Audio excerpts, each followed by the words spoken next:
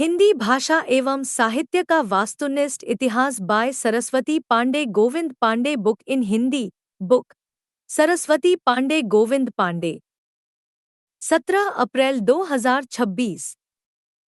दो शब्द साहित्य एवं भाषा का अन्योन्याश्रित संबंध है। शब्द एवं अर्थ के सहभाव को साहित्य कहते हैं। साहित्य सृजनशील एवं रचनात्मक प्रक्रिया है, जबकि भाषा सृजनशील एवं रचनात्मक प्रक्रिया की अभिव्यक्ति का साधन है। आचार्य भर्तृहरि का कथन है कि भाषा ज्ञान को प्रकाशित करती है, वाग्रूपता चिन्निष्क्रामेद्वबोधस्य शाश्वती न प्रकाशः प्रकाशेत साहि प्रत्यवंशिनी।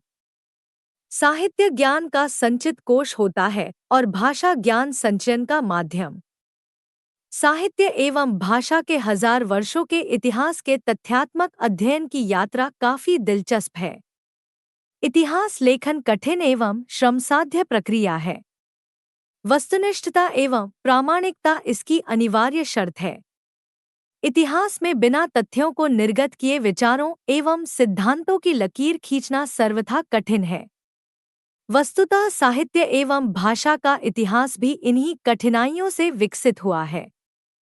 हिंदी साहित्य के इतिहास संबंधी तथ्यों की प्रामाणिकता के संदर्भ में हमने अपनी प्रथम पुस्तक हिंदी साहित्य एक वस्तुनिष्ठ इतिहास की भूमिका में संक्षेप में चर्चा की है, जिसका उल्लेख करना यहाँ समीचीन प्रतीत हो रहा है। एक, आचार्य रामचंद्र शुक्ल ने प्लेग की चुड़ैल 1902 ईशून्य कहानी को मास्टर भगवानदास का लिखा बताया है, जबकि शून्य नगेंद्र द्वारा संपादित इतिहास में इसका लेखक लाला भगवानदीन को माना गया है।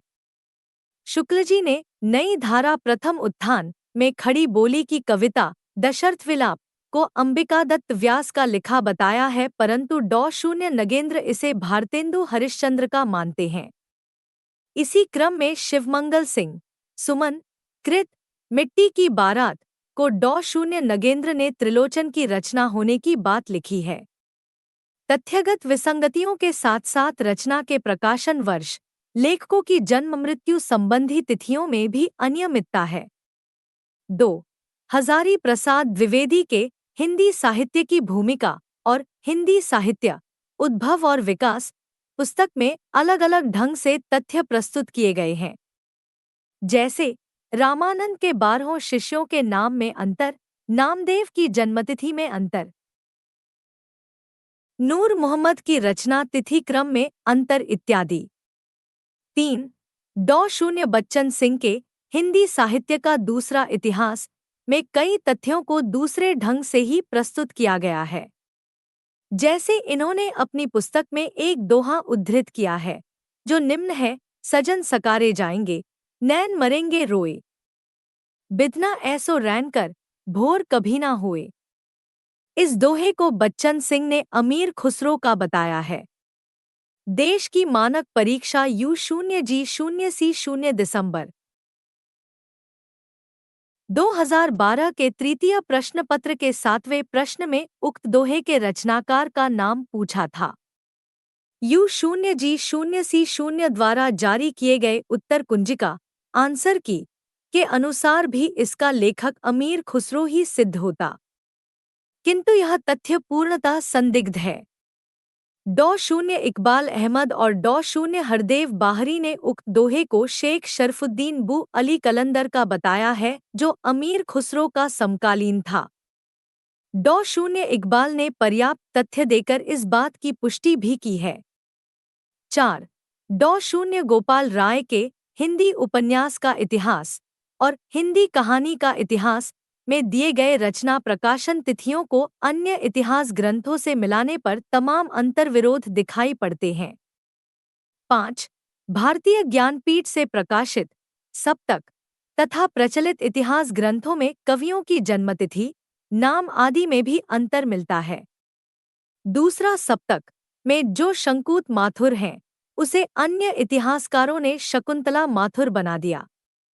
नाम परिवर्तन का प्रवर्तन किस इतिहासकार ने किया, यह कहना कठिन है। 6. विभिन्न इतिहास ग्रंथों में पत्र पत्रिकाओं के प्रकाशन वर्ष, संपादकों के नाम आदि में भी बहुत अंतर पाया जाता है। आचार्य शुक्ल ने राजा लक्ष्मण सिंह के पत्र प्रजाहितैषी की प्रकाशन वर्ष सम 1919 संवत 1861 ई शून्य माना है तथा डॉ शून्य नगेंद्र रामचंद्र तिवारी प्रभृति विद्वानों ने इसका प्रकाशन वर्ष 1855 ई शून्य माना है। इसी प्रकार डॉ शून्य नगेंद्र और डॉ शून्य रामचंद्र तिवारी के हिंदी का गद्य साहित्य में ढेरों अंतर्विरोध हैं। डॉ शून्य तिवारी ने चंद्रधर शर्मा गुलेरी की पत्रिका समालोचक का प्रकाशन वर्ष 1924 लिखा है, जो वास्तविकता से 22 वर्ष आगे है। प्रस्तुत पुस्तक में साहित्य एवं भाषा के इतिहास व स्वरूप की तथ्यात्मक असंगतता को दूर करने का सार्थक प्रयास किया गया है। भाषा, साहित्य एवं व्याकरण के ऐतिहासिक तथ्यों को रोचक शैली के साथ वैज्ञानिक एवं क्रमबद्ध ढंग से निरूपित किया गया है। भाषा के अर्थ, उत्पत्ति एवं आदिकाल से लेकर समकालीन हिंदी के विकास व स्वरूप को यथासंभव प्रामाणिक ढंग से प्रस्तुत करने की कोशिश की गई है। साथ ही भाषा विज्ञान व काव्यशास्त्र को भी पुस्तक में समाविष्ट किया गया है। हिंदी भाषा की संवैधानिक स्थिति, व्याकरणिक स्वरूप, नागरी लिपि एवं बोलियों को सुव्यवस्थित व सुसंगठित रूप में व्यक्त किया गया है। हमें पूर्ण विश्वास है कि पुस्तक विज्ञ पाठकों के लिए उपयोगी सिद्ध होगी। साथ ही यह भी आशा है कि हमारी त्रुटियों व कमियों को विज्ञ पाठक हमारी अल्पज्ञता समझकर क्षमा करेंगे और अपने अमूल्य सुझाव देने की कृपा करेंगे। इस पुस्तक के लेखन में उन सभी विद्वानों का आभार व्यक्त करते हैं जिनकी पुस्तकों से हमें सहायता प्राप्त हुई है। अपने मित्र श्री आनंद कुमार पांडे एवं श्री हेमंत कुमार शुक्ला को उनके महनीय सहयोग के लिए हम धन्यवाद ज्ञापित करते हैं। हम अपने बड़े भैया डॉ शून्य राम किशोर पांडे, भाभी डॉ शून्य नीलम पांडे, दीपक कुमार पांडे, विशाल पांडे, गौतम पांडे, भाभी मनशा पांडे एवं दीदी श्रीमती लक्ष्मी तिवारी द्वारा प्रदत्त आशीर्वचन, आत्मिक संबल एवं प्रेरणा के लिए उनके प्रति श्रद्धावंत है। साथ ही प्रांजलि तिवारी, रोली, आयुषी तिवारी, पिंटू, वेदांत तिवारी, उज्ज्वल, श्रद्धा पांडे एवं खुशी पांडे के प्रति हृदय से आभार व्यक्त करते हैं, जिन्होंने अपने बाल सुलभ चेष्टाओं से हम सदैव अभिसिंचित किया है। भाषा, भाषा शब्द संस्कृत भाष धातु से निष्पन्न है, जिसका अर्थ है भाष व्यक्तायां वाची अर्थात व्यक्तवाणी। भाष्यते व्यक्तवाग रूपेण अभिव्यज्यते इति भाषा अर्थात भाषा उसे कहते हैं जो व्यक्तवाणी के रूप में अभिव्यक्ति की जाती है। भारतीय तथा पाश्चात्य विद्वानों ने भाषा की परिभाषा निम्न ढंग से प्रस्तुत की। भारतीय विद्वान 1. व्यक्ता वाची वर्णा येषा त इमे व्यक्तवाचा अर्थात जो वाणी वर्णों में व्यक्त हो उसे भाषा कहते हैं। पतंजलि 2. भाषा वह साधन है जिसके द्वारा मनुष्य अपने विचार दूसरों पर भली भांति प्रकट कर सकता है और दूसरों के विचार आप स्पष्टतया समझ सकते हैं। कामता प्रसाद गुरु 3. मनुष्य और मनुष्य के बीच वस्तुओं के विषय में अपनी इच्छा और मति का आदान प्रदान करने के लिए व्यक्त ध्वनि संकेतों का जो व्यवहार होता है उसे भाषा कहते हैं। डॉ शून्य श्याम सुंदरदास 4. भाषा मनुष्यों की उस चेष्टा या व्यापार को कहते हैं जिससे मनुष्य अपने उच्चारणोपयोगी शरीरावयवों से उच्चारण किए गए वर्णात्मक या व्यक्त शब्दों द्वारा अपने विचारों को प्रकट करते हैं। डॉ शून्य मंगलदेव शास्त्री 5. जिन ध्वनि चिन्हों द्वारा मनुष्य परस्पर विचार विनिमय करता है उनको समष्टि रूप से भाषा कहते हैं। बाबू राम सक्सेना 6. अर्थवान कंठोद्गीर्ण ध्वनिस्मष्टि ही भाषा है। सुकुमार सेन 7. भाषा निश्चित प्रयत्न के फलस्वरूप मनुष्य के मुख से निःसृत वह सार्थक ध्वनि समष्टि है जिसका विश्लेषण और अध्ययन हो सके। डॉ शून्य भोलानाथ तिवारी 8.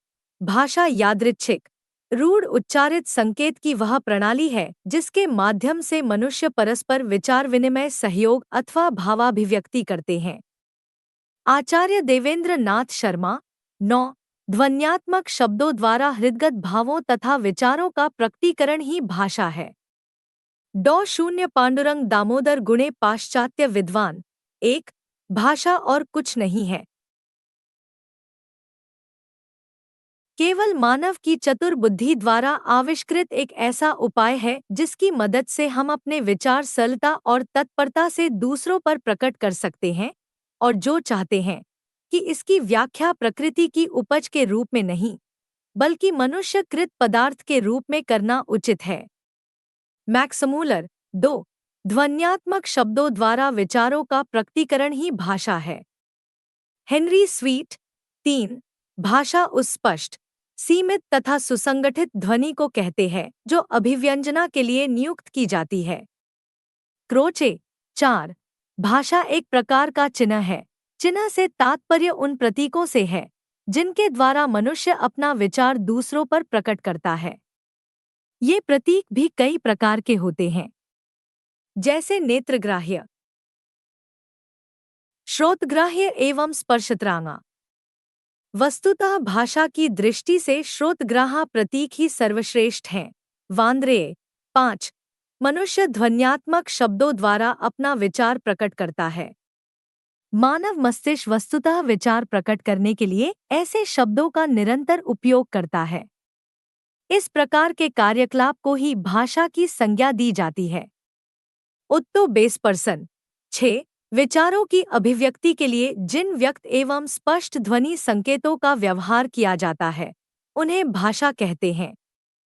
गार्डनर 7 भाषा यादृच्छिक ध्वनि संकेतों की वह प्रणाली है जिसके माध्यम से मानव परस्पर विचारों का आदान प्रदान करता है।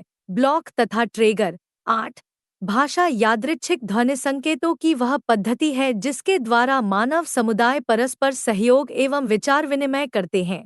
खुतेवा भाषा की उत्पत्ति के प्रमुख सिद्धांत तथा उसके प्रवर्तक निम्नलिखित है। सिद्धांत प्रवर्तक 1 दिव्योत्पत्ति डिवाइन थ्योरी प्राचीन धर्म ग्रंथ 2 संकेत अग्रीमेंट देराई रूसो 3 रणन डिंग डोंग थ्योरी प्लेटो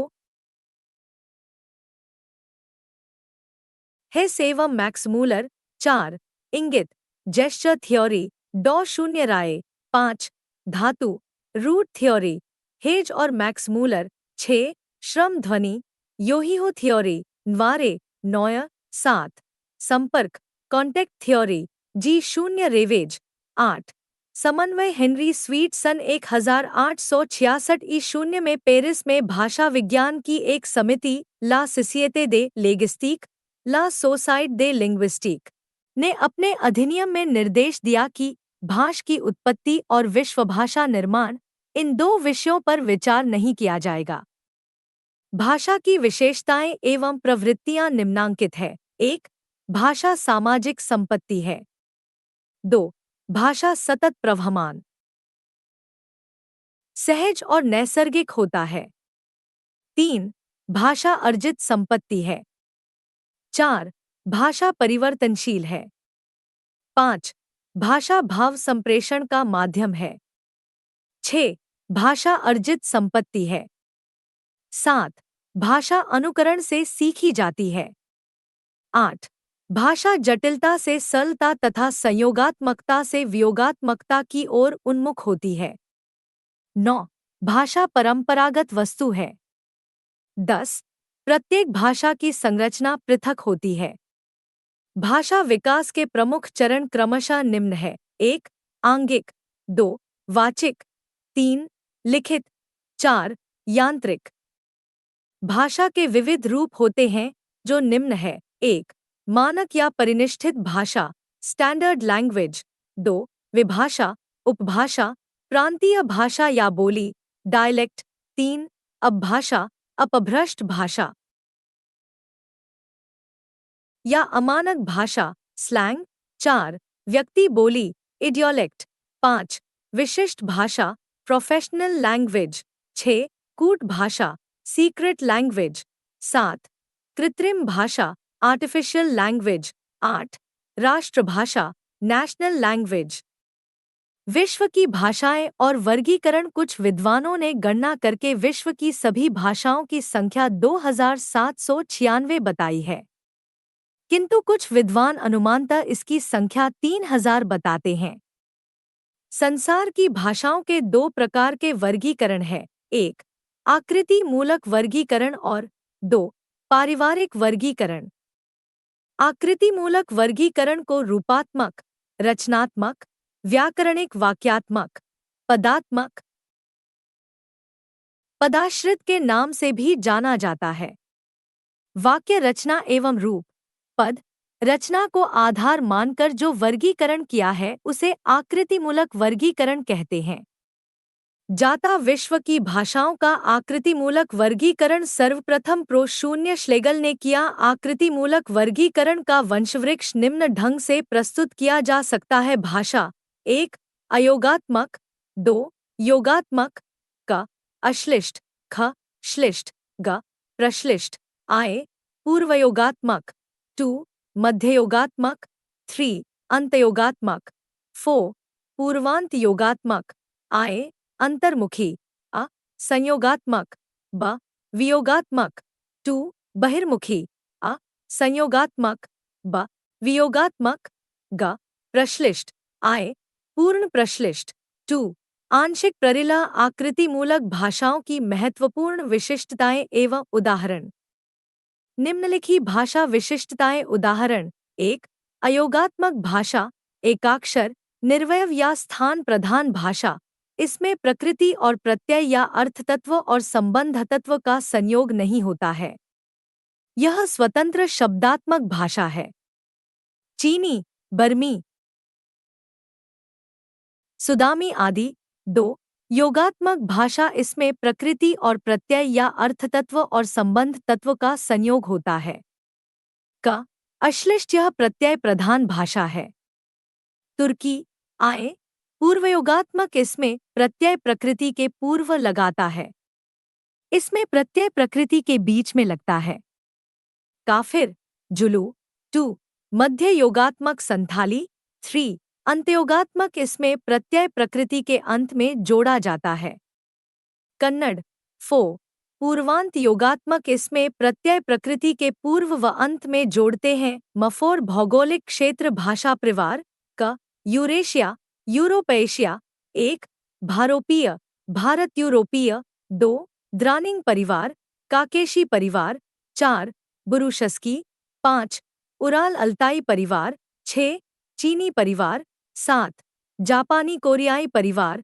8 अत्युत्तरी हाइपसवोरी परिवार। 9 बास्क परिवार। 10 सार्वहामी परिवार। ख अफ्रीका भूखंड। 1 सुदानी परिवार। 2 बंतू परिवार। 3 होतेन्तोत बुशरमन परिवार। ग प्रशांत महासागरीय भूखंड। 1 मलय पोलिनेशियाई परिवार। 2 पापुई परिवार। 3 ऑस्ट्रेलियन परिवार। 4 दक्षिण पूर्व एशियाई परिवार। घ अमेरिका भूखंड। 1 अमेरिकी परिवार। भारोपीय परिवार। भारोपीय परिवार को इंडो जर्मनिक, आर्य परिवार, भारतहित्ती परिवार के नाम से भी जाना जाता है। भारोपीय परिवार की 10 शाखाएं हैं, जिन्हें ध्वनि के आधार पर शतम, सम और केंतुम 2 वर्गों में बांटा जाता है। सत्तम वर्ग केतुम वर्ग। 1 भारती रानी, आर्य। 2 बाल्टोस्लाविक। 3 आमीनी। 4 अल्बानी, इलीरियन। 5 जानिक, ट्यूटानिक। 6 केल्टिक। 7 ग्रीक।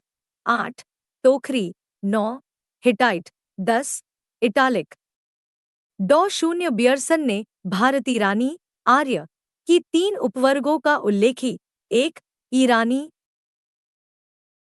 2 दरद और 3 भारतीय आर्य भाषा। ईरानी साहित्य का प्राचीनतम धर्मग्रंथ अवेस्ता 7वीं सदी ई शून्य पू शून्य।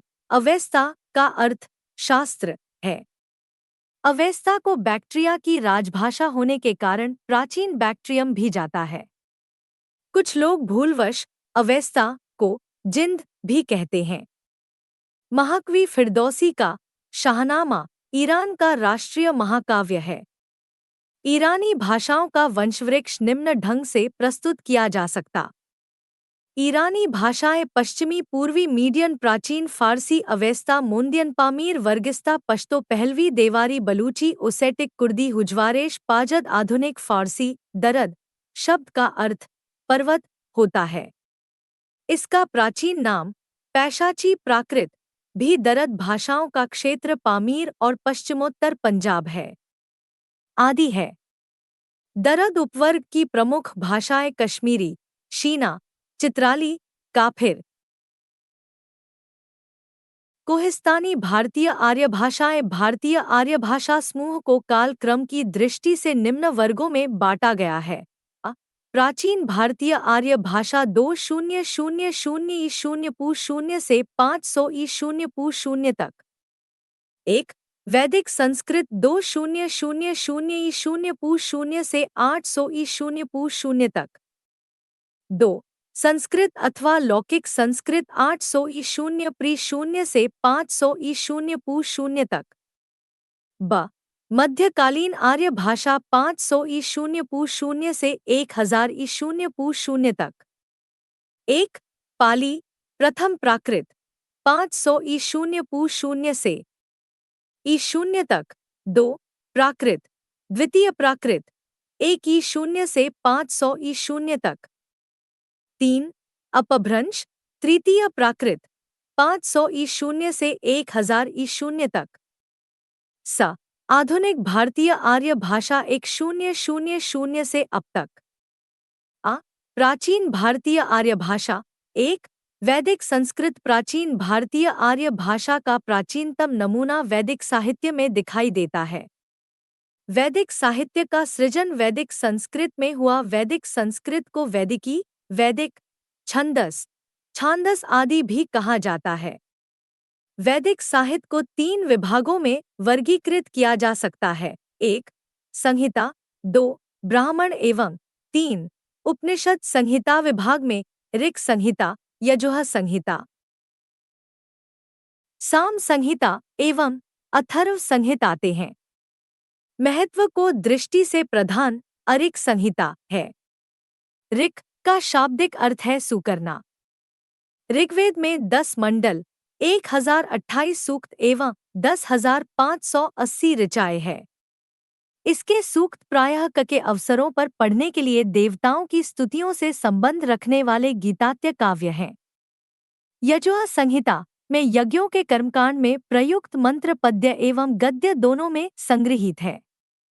यजुः संहिता कृष्ण एवं शुक्ल इन 2 रूपों में सुरक्षित है।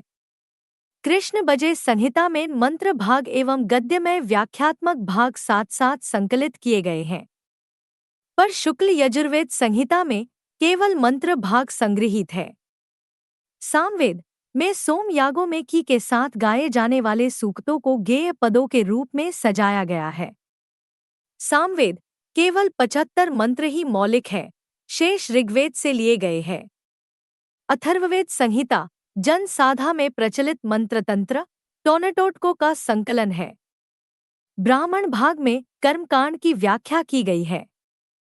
प्रत्येक संहिता के अपने ब्राह्मण ग्रंथ हैं। इनमें ऋग्वेद का ऐत्रेय ब्राह्मण, सामवेद का तांडव अथवा पंबंधी ब्राह्मण, शुक्ल यजुर्वेद का शतपथ ब्राह्मण, कृष्ण यजुर्वेद का तैत्तिरीय ब्राह्मण महत्वपूर्ण है। ब्राह्मण ग्रंथों के परिशिष्ट या अंतिम भाग उपनिषदों के नाम से प्रसिद्ध हुए। वैदिक मनीषियों के आध्यात्मिक एवं पारमार्थिक चिंतन के दर्शन होते हैं। उपनिषदों संख्या 108 बताई गई है, किंतु 12 उपनिषद ही मुख्य है। 1 ईश, 2 केन, 3 4 प्रश्न, 5 बृहदारण्यक, 6 ऐत्रेय, 7 छांदोग्य, 8 तैत्तरीय, 9 मुंडक, मांडुक्य, 11 कौशितकी, 12 श्वेताश्वेतर उपनिषद। ऋषियों द्वारा निर्मित सूक्त दीर्घकाल तक श्रुति परंपरा में ऋषि परिवारों में रखे जाते रहे। परंतु शनैः शनैः बोलचाल की भाषा से सूक्तों की भाषा साहित्यिक भाव की भिन्नता बढ़ती गई। सूक्तों के प्राचीन रूप को सुरक्षित रखने के लिए संहिता प्रत्येक पद को संधि रहित अवस्था में अलग अलग कर पदपाठ बनाया गया। तया पाठ से संहिता पाठ बनाने के नियम निर्दिष्ट किए गए और इस प्रकार वेद की विशेष शाखाओं के प्रातिशाख्यों की रचना हुई। वेद की 1130 शाखाएं मानी गई है। वर्तमान में 6 प्रातिशाख्य ग्रंथ ही उपलब्ध है। 2 कात्यायन, 1 शौनक कृत ऋक् प्रातिशाख्य, शुक्ल यजुः प्रातिशाख्य, 3 तैत्तिरीय संहिता का तैत्तिरीय प्रातिशाख्य, मैत्रायणी संहिता का मैत्रायणी अतिशाख्य, कृष्ण यजुर्वेद के प्रातिशाख्य, सामवेद का पुष्प सूत्र, 6 अथर्ववेद का शौनक कृत अथर्व प्रातिशाख्या। प्रातिशाख्यों में अपनी अपनी शाखा से संबंधित वर्ण विचार, उच्चारण, पद आदि पर विस्तार से प्रकाश डाला गया है। ये ग्रंथ वैदिक काल के सैद्धांतिक एवं प्रायोगिक ध्वनि विज्ञान के ग्रंथ है। वैदिक संस्कृत ध्वनियाँ डॉ. धीरेन्द्र वर्मा, डॉ. उदय नारायण तिवारी, डॉ. कपिल देव द्विवेदी प्रभृति विद्वानों ने वैदिक ध्वनियों की संख्या 52 मानी है, जिसमें 13 स्वर तथा 39 व्यंजन है। डॉ. हरदेव बाहरी ने वैदिक स्वरों की संख्या 14 मानी है।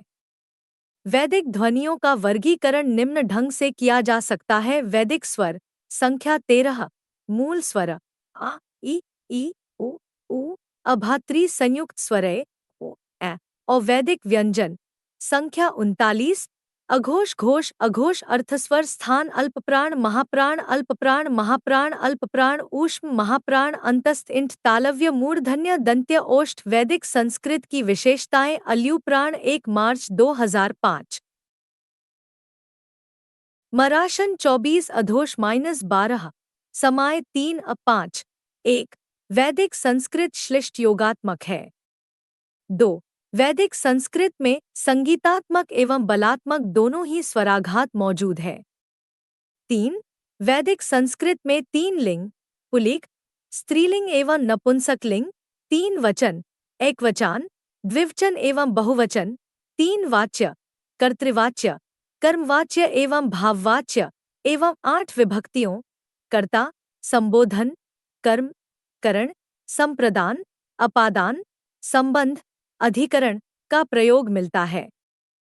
4 वैदिक संस्कृत में धातुओं के रूप आत्मने एवं परस्मै 2 पदों में चलते थे। कुछ एक धातुएं उभयपदी थी। 5 डॉ. भोलानाथ तिवारी के अनुसार वैदिक संस्कृत में केवल तत्पुरुष, कर्मधारय, बहुब्रीहि एवं द्वंद्व ये 4 ही समास मिलते हैं।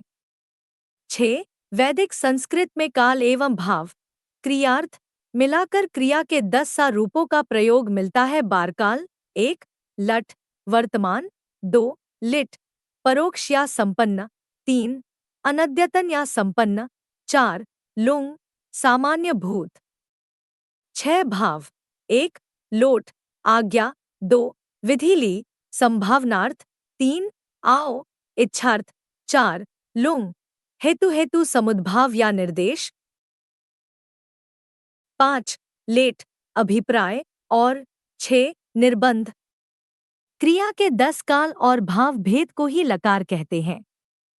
7 वैदिक संस्कृत में विकरण की भिन्नता के अनुसार धातुओं को 10 विभक्त किया गया था, जो निम्न है। गण विकरण 2 लौकिक संस्कृत प्राचीन भारतीयार्य भाषा का वह रूप जिसका कि अष्टाध्यायी में विवेचन किया गया है, वह लौकिक संस्कृत कहलाता है।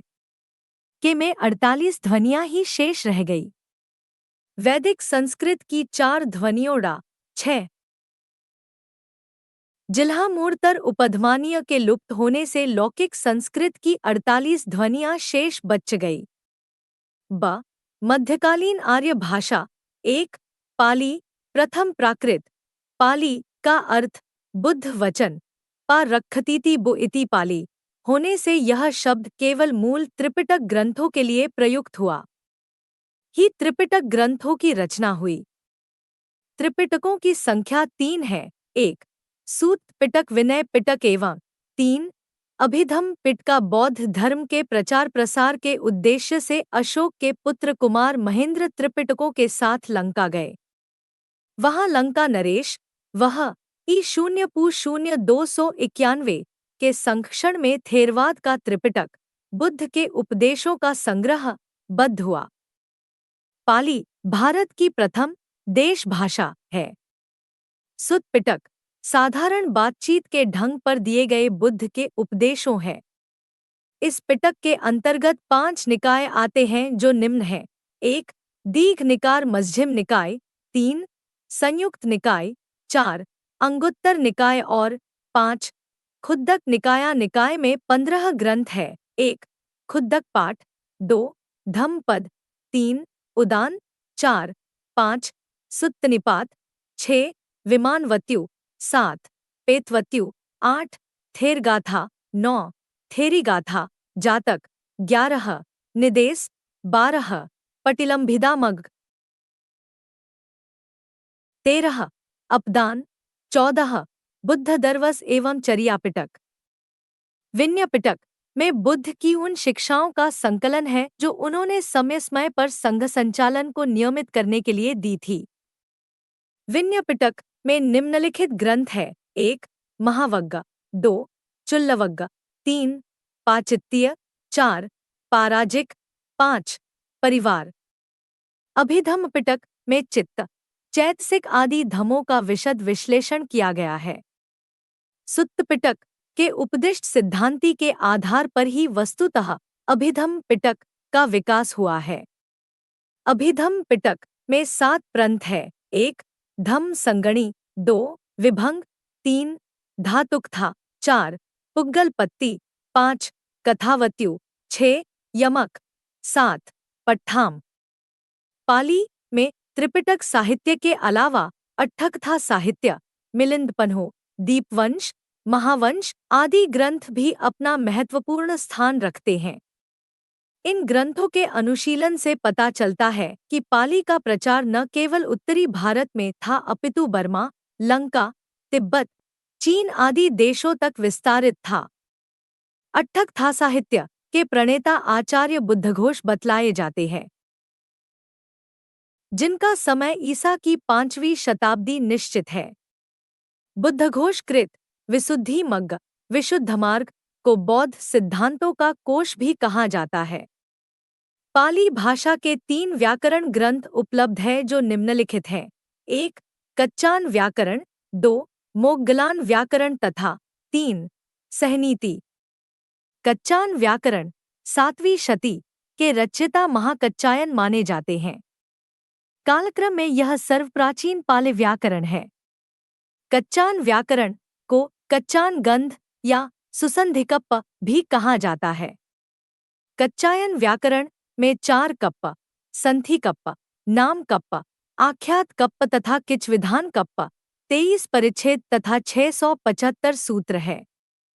मोगलान व्याकरण के रचयिता मोग्गलान है। इन्होंने ही इस पर वृत्ति और पंचिका लिखी है। मोग्गलान श्रीलंका के अनुराधपुर के यूपाराम बिहार में रहते थे तथा वे अपने समय के संघराज थे।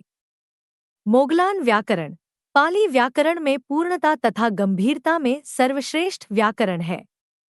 इस व्याकरण में 817 सूत्र हैं। सदनीति व्याकरण 1154 ई. के रचयिता चरमी भिक्षु अग्गवंश थे। ये अग्गपंडिता तृतीय भी कहलाते थे। सद्दनीति व्याकरण 3 भाग, पद्माला,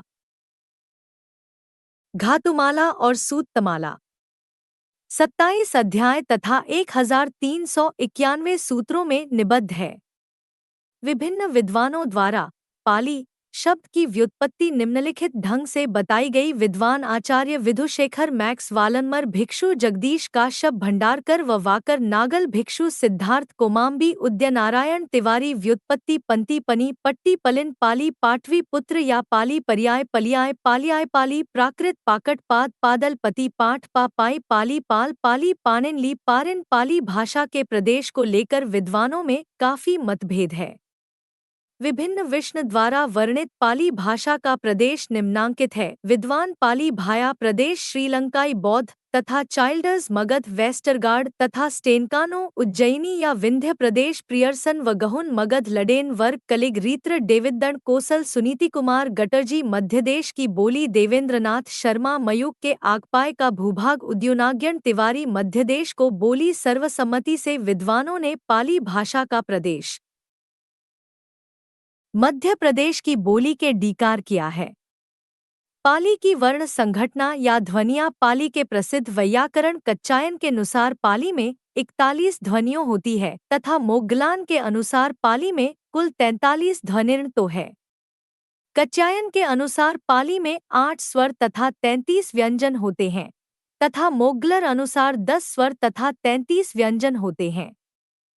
पाली में वर्षों का वर्गीकरण निम्न ढंग से किया जा सकता है। स्वर ह्रस्व ई उ ए ओ दीर्घ आ ई उ ए ओ व्यंजन का वर्ग का ख ग घ म व वर्गन छ ज झ आठ वर्गट ठ ड ध न त वर्गत थ द ध न प वर्गप फ च भ म आठ र ल व स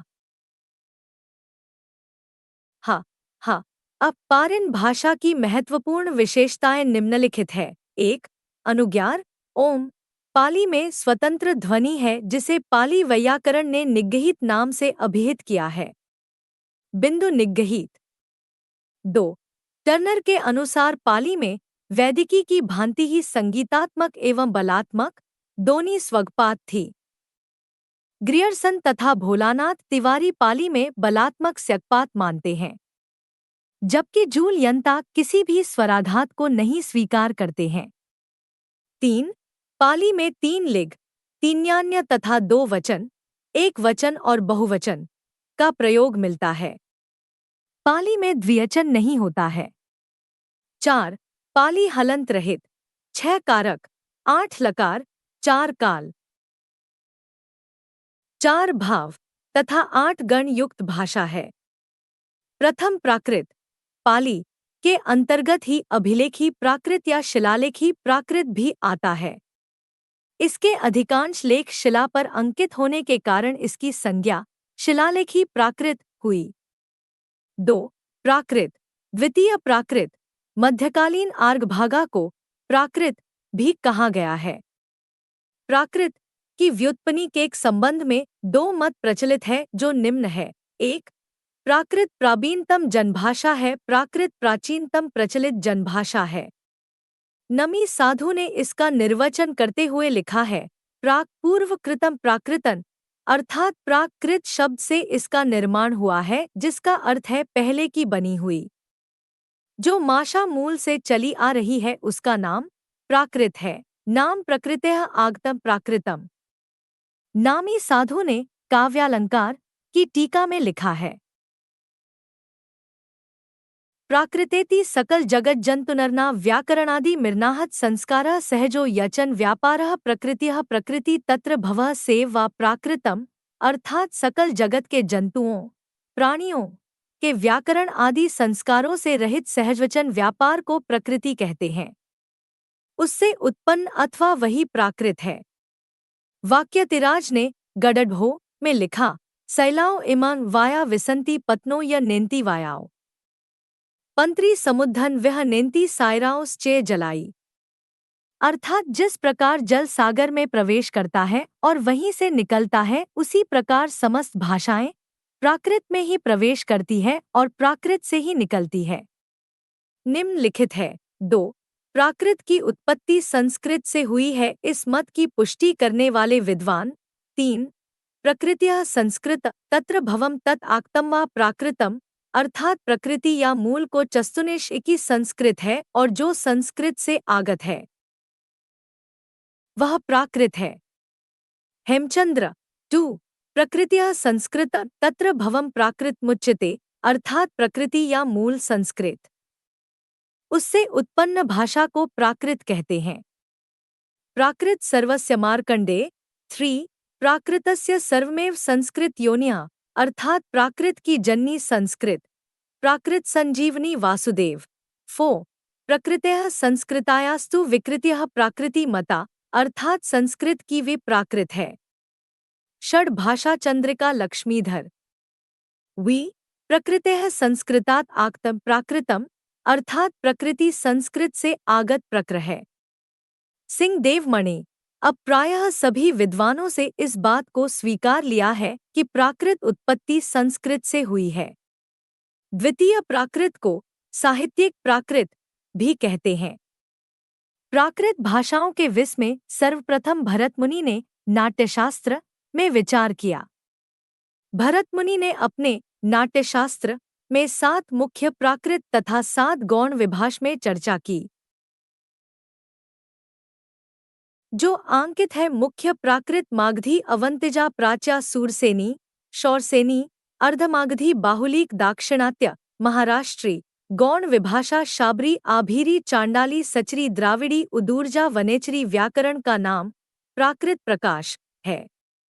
इसमें 12 परिच्छेद है। प्राकृत व्याकरणों में सर्वप्रथम नाम वरुचि 7वीं शताब्दी का आता है। इसे निम्नांकित है। वरुचि ने प्राकृत प्रकाश ग्रंथ में प्राकृत भाषा के 4 भेद बताए हैं। 1 महाराष्ट्री, 2 पैशाची, 3 मागधी और 4 शौरसेनी।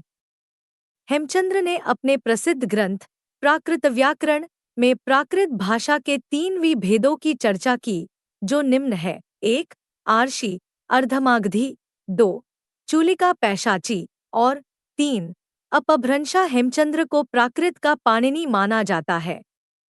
अपने व्याकरण के उदाहरण के लिए हेमचंद्र ने भट्टी के समान एक द्वयाश्रय काव्य की भी रचना की है। हेमचंद्र की चूलिका पैशाची को ही आचार्य दंडी ने भूत भाषा कहा ही महाराष्ट्री को प्राकृत व्याकरणों ने आदर्श, परिनिष्ठित तथा मानक प्राकृत माना है। इस प्राकृत का मूल स्थान महाराष्ट्र है। डॉ शून्य हार्नले के अनुसार महाराष्ट्री का अर्थ महान राष्ट्र की भाषा है। महान राष्ट्र के अंतर्गत राजपुताना तथा मध्य प्रदेश आदि आते हैं। मानी है। जॉर्ज मियरसन एवं जूल ब्लाक ने महाराष्ट्री प्राकृत से ही मराठी की उत्पत्ति भरतमुनि ने दाक्षिणात्य प्राकृत भाषा का भेद महाराष्ट्री के लिए ही किया है। अवंती और वाहिक ये दोनों भाषाएं महाराष्ट्री भाषा में अंतर्भूत है। डॉ शून्य मनमोहन घोष और डॉ शून्य सुकुमार सेन का अभिमत है कि महाराष्ट्री प्राकृत शौरसेनी का ही विकसित रूप है। आचार्य दंडी ने अपने प्रसिद्ध ग्रंथ काव्यादर्श में महाराष्ट्री को सर्वोत्कृष्ट प्राकृत भाषा बतलाया है। महाराष्ट्राश्रया भाषा प्रकृष्ट प्राकृतम विदु सागर सूक्तिरत्नाना सेतुबंधादि यन्मयाम। महाराष्ट्री प्राकृत में लिखी गई प्रमुख साहित्यिक कृतियां निम्नलिखित हैं। 1 राजा हाल कृत गाहा सत्सई गाथा सप्तशती, 2 प्रवरसेन कृत रायण वहो सेतुबंधा, 3 वाक्पत्ति कृत गडडहो गौड़वधा, 4 जयवल्लभकृत वगेजालग्ग, 5 हेमचंद्र कृत कुमार पाल चरित। शौरसेनी प्राकृत मूलतः शूरसेन या मथुरा के आसपास की बोली थी। मध्यदेश की भाषा होने के कारण शौरसेनी का बहुत आदर था। यो मध्यदेशन विवस्ति स कविः सर्वभाषा निषण्णाः। डॉ शून्य पिशेल के अनुसार इसका विकास दक्षिण में हुआ। शौरसेनी मूलतः नाटकों के गद्य की भाषा थी। आचार्य भरतमुनि ने लिखा भी है, शौरोनम समाश्रित्य भाषा कार्यतु नाटके। विद्वानों ने शौरसेनी प्राकृत का आधार भिन्न भिन्न बताया है। जो निम्नलिखित विद्वान वरुचि राम शर्मन पुरुषोत्तम शौरसेनी का आधार संस्कृत प्रकृत्या संस्कृतम महाराष्ट्री विरच्यते संप्रति शौरसेनी पूर्वेव भाषा प्रकृत्या किलास्याः संस्कृत तथा महाराष्ट्री संस्कृतानुगमनात् बहुलम तथा शेषे महाराष्ट्री। वरुचि ने शौरसेनी प्राकृत को ही प्राकृत भाषा का मूल माना है। प्रकृत्या शौरसेनी प्रकृत प्रकाश 10:2। 1 पैशाची प्राकृत को पैशाचिकी पैशाचिका ग्राम्य भाषा भूत भाषा भूतवचन भूत भारित आदि नामों से भी पुकारा जाता है। जॉर्ज ग्रियर्सन ने पैशाची भाषाभाषी लोगों का आदिम वासस्थान उत्तर पत्रिक पंजाब अथवा अफगानिस्तान को माना है तथा इसे दरद से प्रभावित बताया। लक्ष्मीधर ने अपने प्रसिद्ध ग्रंथ पदभाषा चंद्रिका में राक्षस, पिशाच तथा मेरे पात्रों के लिए पैशाची भाषा का प्रयोग बतलाया है। रक्ष पिशाच नीचे पैशाची द्वितीयम भवे मार्कंडेय ने प्राकृत सर्वस्व में कैकय पैशाची, शौरसेन पैशाची और पांव पैशाची इन 3 प्रकार की पैशाची भाषाओं का 3 देशों के आधार पर नामकरण ही है। मागधी प्राकृत मगध देश की भाषा रही है। मार्कंडेय ने शौरसेनी से मगर की व्युत्पत्ति बताई है। मागधी शौरसेनीता। मागधी के शाकारी, चांडाली और शाबरी ये 3 प्रकार मिलते हैं। नाई प्राकृत का प्राचीनतम रूप अश्वघोष के नाटकों में मिलता है। भरत मुनि के अनुसार मागधी अंतःपुर के नौकरों, अश्वपालों आदि की पर थी। अर्धमागधी प्राकृत के संबंध में जॉर्ज ग्रियर्सन ने बताया कि यह मध्य देश, शूरसेन और मगध के मध्यवर्ती देश, अयोध्या या कोसल की भाषा थी। श्रीजिंदा सगनिमहत्तर 7वीं शताब्दी ने अपने प्रसिद्ध ग्रंथ निशीथ चूर्णी अर्धमागधी को मगध देश के अर्थ प्रदेश की भाषा में निबद्ध होने के कारण अर्थमागध का है। मगध विस्य भाषा निबद्धम अद्भागः। अर्धमागधी का प्रयोग मुख्यतः जैन साहित्य में हुआ है। भगवान महावीर का संपूर्ण धर्मोपदेश इसी भाषा में निबद्ध है। जैनियों ने अर्धमागधी को आर्ष, आर्षी, ऋषि भाषा या आदि भाषा नाम के भी अभिहित किया है। डॉ. जैकोथी ने प्राचीन जैन सूत्रों की भाषा को प्राचीन महाराष्ट्री कहकर के महाराष्ट्री नाम दिया है। आचार्य विश्वनाथ ने साहित्य दर्पण में अर्धमागधी को बेट, राजपूत एवं सेखे की भाषा बताया है। 3. अपभ्रंश, तृतीय प्राकृत। अपभ्रंश मध्यकालीन भारतीय आर्य भाषा और आधुनिक भारतीय आर्य भाषाओं के बीच की कड़ी है। इसीलिए विद्वानों ने अपप्रेष से एक संधिकालीन भाषा कहा है। भर्तृहरि के वाक्यपदियम के अनुसार सर्वप्रथम व्याडी ने संस्कृत के मानक शब्दों से भिन्न संस्कारच्युत, भ्रष्ट और अशुद्ध शब्दों को अपभ्रंश की संज्ञा दी। भर्तृहरि ने लिखा है, शब्द संस्कारहीनो यो गौरिति प्रयुयुक्षते तम्पभ्रंश मिच्छन्ति विशिष्टार्थ निवेशनम। व्याडी की पुस्तक का नाम लक्ष्य श्लोकात्मक संग्रह था जो दुर्भाग्यवश अनुपल का है। अपभ्रंश शब्द का सर्वप्रथम प्रामाणिक प्रयोग पतंजलि के महाभाष्य में मिलता है। महाभाष्यकार ने अपभ्रंश का प्रयोग अपशब्द के समानार्थक के रूप में किया है। भूया सोपशब्दाः अल्पीयांसः शब्दाः इति। एकैकस्य ही शब्दस्य बहवोपभ्रंशाः। अपभ्रंश के सबसे प्राचीन उदाहरण भरत मुनि के नाट्यशास्त्र में मिलते हैं, जिसमें अपभ्रंश को विभ्रष्ट कहा गया है। डॉ. भोलानाथ तिवारी और डॉ. उदयनारायण तिवारी के अनुसार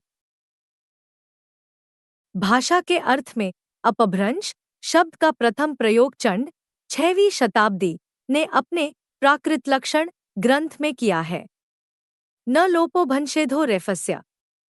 आचार्य रामचंद्र शुक्ल के अनुसार अपभ्रंश नाम पहले पहल बल्भी के राजा धारसेन द्वितीय के शिलालेख में मिलता है, जिसमें उसने अपने पिता घुसेन V0 6500 के पहले को संस्कृत, प्राकृत और अपभ्रंश तीनों का कवि कहा है।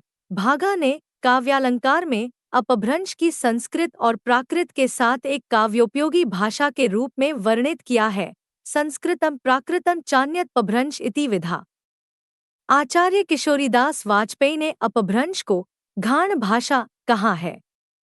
आचार्य दंडी ने काव्यादर्श में समस्त वाङ्मय को संस्कृत, प्राकृत, अपभ्रंश और मिश्र इन 4 भागों में विभक्त किया है। तदेतद वाङ्मयं भूयः संस्कृत प्राकृतं तथा अपभ्रंशश्च मिश्रञ्चत्याहुषर्याश्चतुर्विधम्।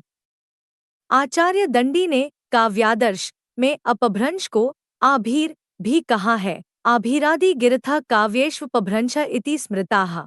अपभ्रंश को विद्वानों ने विभ्रष्ट, आभीर, अवहंस, अवहट, पटमंजरी, अवहत्या, औहट, अवहट आदि नामों से भी पुकारा है। विभिन्न विद्वानों ने अपभ्रंश के निम्नलिखित भेद बताए हैं। विद्वान अपभ्रंश के भेद नमी साधु 1, उपनागर 2, आभीर 3, ग्राम्य। मार्कंडेय 1, नागर 2, उपनागर 3, नाचड़। याकोबी 1, पूर्वी 2, पश्चिमी 3, दक्षिणी 4, उत्तरी।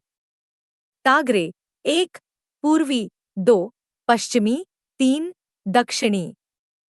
नामवर सिंह 1, पूर्वी और 2, पश्चिमी। डॉ. सुनीति कुमार चटर्जी ने अपभ्रंश को भारतीय आर्य भाषा के विकास की एक स्थिति माना है। इनके अनुसार 6वीं से 11वीं शती तक प्रत्येक प्राकृत का अपना अपभ्रंश रूप रहा होगा, जैसे मागधी प्राकृत के बाद मागधी अपभ्रंश, अर्थमा के बाद अर्धमागधी अपभ्रंश, शौरसेनी प्राकृत के बाद शौरसेनी अपभ्रंश एवं प्राकृत के बाद महाराष्ट्री अपभ्रंश आदि। अपभ्रंश की ध्वनियाँ डॉ. उदयनारायण तिवारी ने अपभ्रंश की नी वर्गीकरण निम्न ढंग से किया है। स्वर हुस्वा ई, उ, ए, ओ 10 स्वर दीर्घ आ, ई, उ, ए, ओ व्यंजन कंठ्य क, ख, ग, घ 4 4 5 5 तालव्य च, छ, ज, झ मूर्धन्य ट, ठ, ड, ढ, न दंत्य त, थ, द, ध, न पूर्वी अपशून्य ओष्ठ्य प, फ, ब, भ, म 5 अंतस्थ्य र, ल, व, शपूर्वी अपभ्रंश 5 ऊष्म स।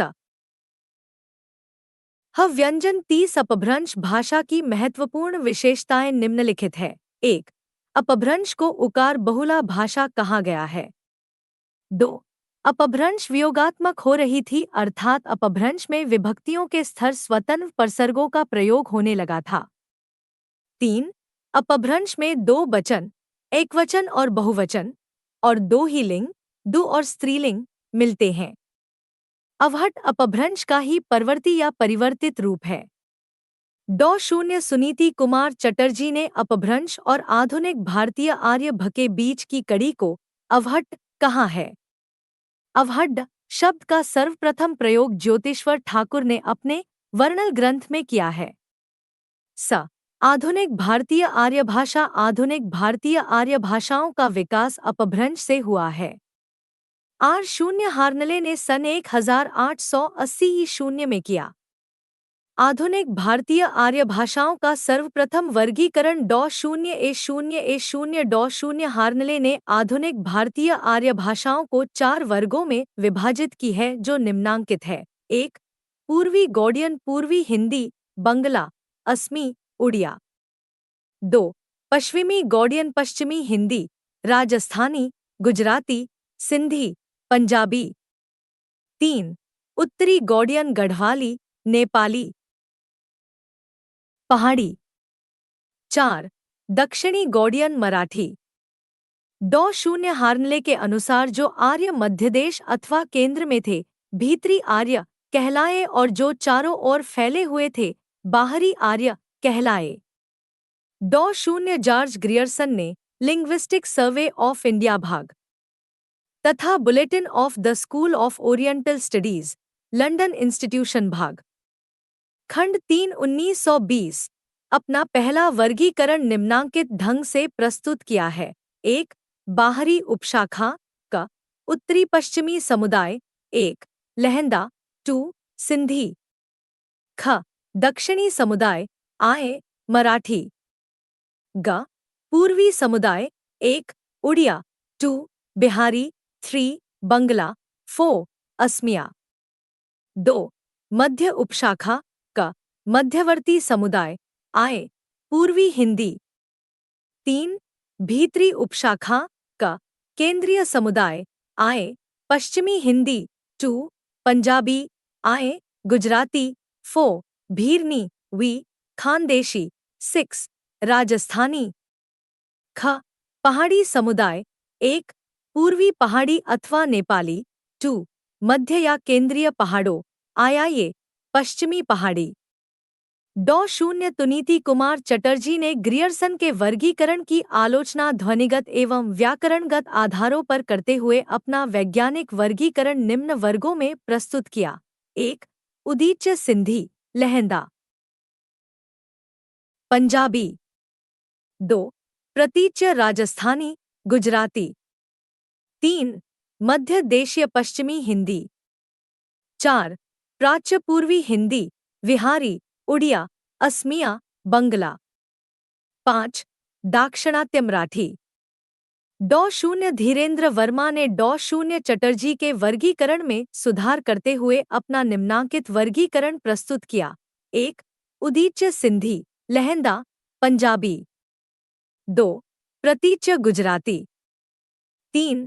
मध्य देशीय राजस्थानी पश्चिमी हिंदी पूर्वी हिंदी बिहारी। 4. प्राच्य उड़िया असमिया बंगला। 5.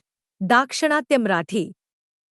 श्री सीताराम चतुर्वेदी ने संबंध सूचक परसों के आधार पर अपना वर्गीकरण स्तुत किया, जो निम्न है का हिंदी पहाड़ी जयपुरी भोजपुरी। दा पंजाबी लहंदा। जो सिंधी कच्छी। नो गुजराती। एर बंगाली उड़िया असमिया। भोलानाथ तिवारी ने क्षेत्रीय तथा संबद्ध अपभ्रंशों के आधार पर अपन वर्गीकरण निम्न ढंग से प्रस्तुत किया है। अपभ्रंश शौर सेनी मध्यवर्ती मागधी पूर्वीय अर्थमागधी मध्य पूर्वीय महाराष्ट्री दक्षिणी ब्राचड़ पैशाची पश्चिमोत्तरी आधुनिक भाषाएं पश्चिमी हिंदी राजस्थानी पहाड़ी गुजराती बिहारी बंगाली उड़िया असमिया पूर्वी हिंदी मराठी सिंधी लहंदा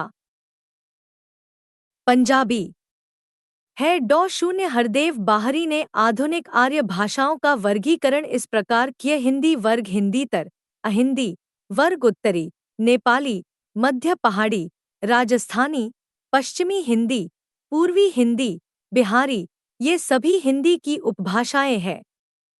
पश्चिमी पंजाबी सिंधी गुजरात। दक्षिणी सिंहली मराठी। पूर्वी उड़िया बंगला असमिया।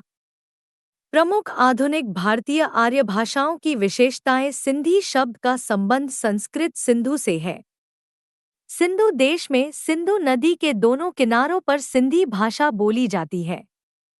सिंधी की मुख्यतः 5 बोलियां विचोली सिराइकी थरेली लासी लाड़ी है। सिंधी की अपनी लिपि का नाम लंडा है, किंतु यह गुरुमुखी तथा फारसी लिपि में भी लिखी जाती है। लहंदा का शब्दगत अर्थ है पश्चिमी। इसके अन्य नाम पश्चिमी पंजाब हिंद की जटकी मुल्तानी चिभाली पोटवारी आदि हैं। लहंदा की भी सिंधी की भांति अपनी लिपि लंडा है,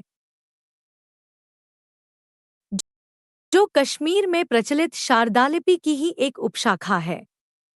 पंजाबी शब्द पंजाब से बना है, जिसका अर्थ है 5 नदियों का देश। पंजाबी की अपनी लिपि लंडा थी, जिसमें सुधार कर गुरु अंगद ने गुरुमुख लिपि बनाई। पंजाबी की मुख्य बोलियां माझी डोगरी दोआबी राठी आदि है। गुजराती गुजरात प्रदेश की भाषा है। गुजरात का संबंध गुर्जर जाति है। गुर्जर का गज्जरत्ता गुजरात। गुजराती की अपनी लिपि है, जो गुजराती नाम से प्रसिद्ध है। वस्तुतः गुजरात कैथे से मिलती जुलती लिपि में लिखी जाती है। इसमें शिरोरेखा नहीं लगती। मराठी महाराष्ट्र प्रदेश की भाषा है।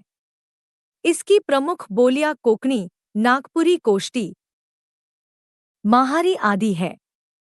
मराठी की अपनी लिपि देवनागरी है, किंतु कुछ लोग मोड़ी लिपि का भी प्रयोग करते हैं। भाषा है। बंगला संस्कृत शब्द बंगाल प्रत्यय से बना है। यह बंगाल प्रदेश का नवीन यूरोपीय विचारधारा का सर्वप्रथम प्रभाव बंगला भाषा और साहित्य पर पड़ा। बंगला प्राचीन देवनागरी से विकसित बंगला लिपि में लिखी जाती है। असमी असमिया असम प्रदेश की भाषा है। इसकी मुख्य बोली विष्णुपुरिया असमी की अपनी लिपि बंगला है। उड़िया प्राचीन उत्कल अथवा वर्तमान उड़ीसा, ओडिशा की भाषा है। इसक प्रमुख बोली गंजामी, संभलपुरी, भत्री आदि है। उड़िया भाषा बंगला से बहुत मिलती जुलती है, किंतु इसकी लिपि ब्राह्मी की उत्तरी शैली से विकसित है। अब इससे आगे के पन्ने हम अगले कक्षा में पढ़ेंगे। हिंदी व्युत्पत्ति और अर्थ। हिंदी